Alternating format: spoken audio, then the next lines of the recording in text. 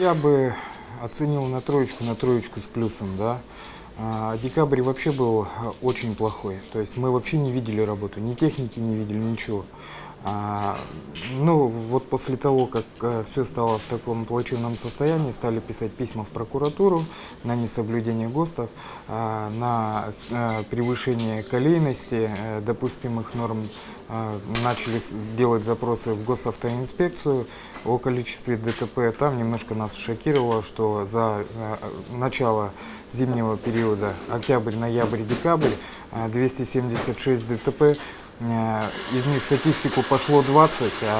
Это те ДТП, где пострадали люди, где были физические последствия.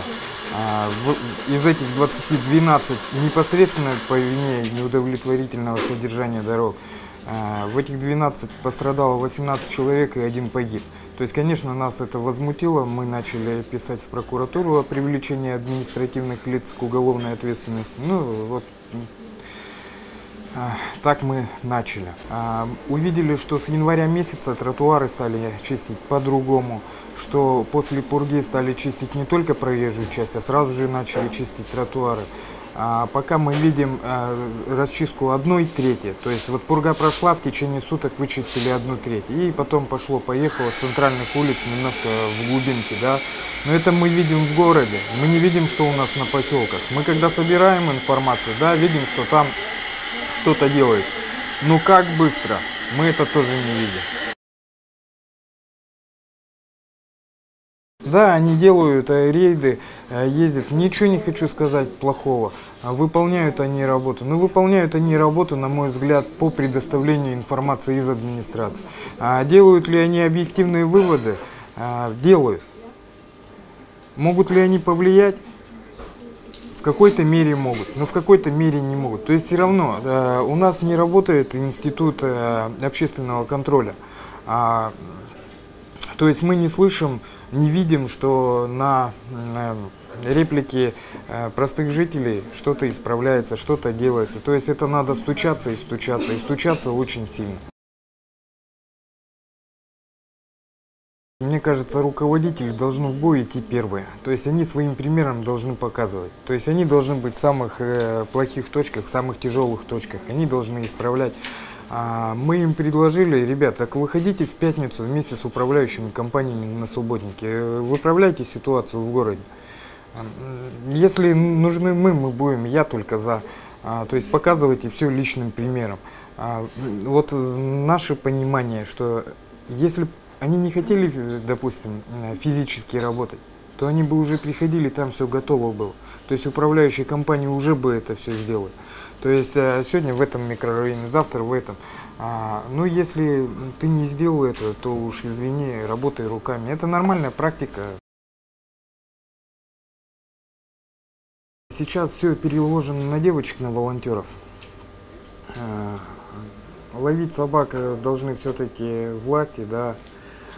Проводится отлов, не проводится. Я не знаю, насколько я знаю, ни автомобилей сертифицированных для перевоза нету, да, ни приют может принять то количество собак, которые у нас в городе. Ну, город был в конце 98-х, 99-х, 2000-х годов численность составляла порядка 180 тысяч человек, да, то сейчас 63 раза меньше. Собаки хозяевами оставлялись, уезжали, собаки размножались. То есть у нас вот город сейчас фактически количество вот такое собак немерено. Почему хозяева выкидывают на улицу своих собак, да? Но это же твой член семьи, вези его с собой на юга, вези с собой.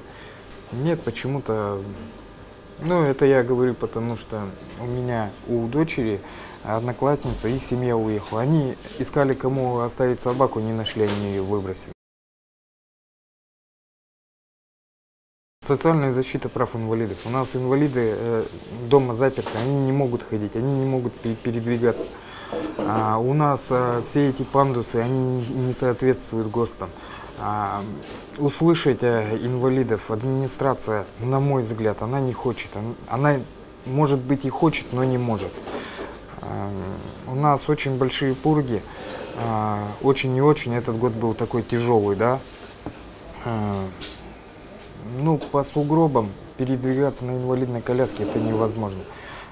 Мы потихонечку начали предлагать администрации самой сесть в инвалидную коляску, попробовать заехать в те двери, которые хоть как-то в каком-то подобии там пытались подвести под ГОСТы. Их нету у нас. Не заедут они туда, не хватит у них физических сил. То есть, когда, знаете, угол падения там 30 градусов вместо положенных 6 градусов, и когда это металлическое основание, ну, скатишься и все. Помогайте жителям быть услышанными, следить за соблюдением законов, за соблюдением всех мероприятий, которые должны получать жители. То есть все должно быть и доступно, и дешево, и человек должен получать качественные услуги. Вот как бы в моем понимании я пока работаю как общественный контроль. У нас этим занимается общественный совет при администрации, а у нас занимаются активисты «Единой России». Но так как я не член «Единой России», я информации этой не знаю.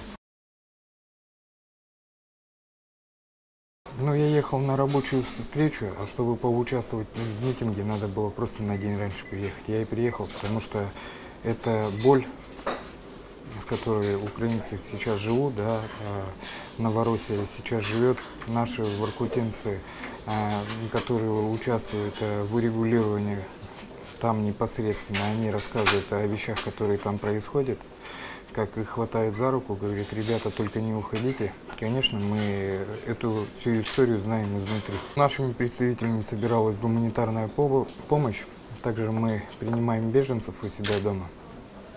Мы в момент присоединения, в момент волнений проводили автопробеги в поддержку крымчан. То есть вот эта вот боль украинская, она у нас в сердце. А я еще для себя не принял решение, куда и как. То, что пойду 100%. Пойду не для того, чтобы там получить какие-то блага, да, а пойду на зло, пойду вопреки.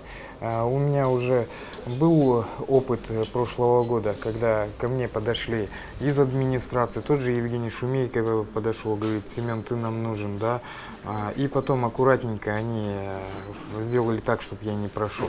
Меня это не обидело, меня это научило немножко по-другому смотреть.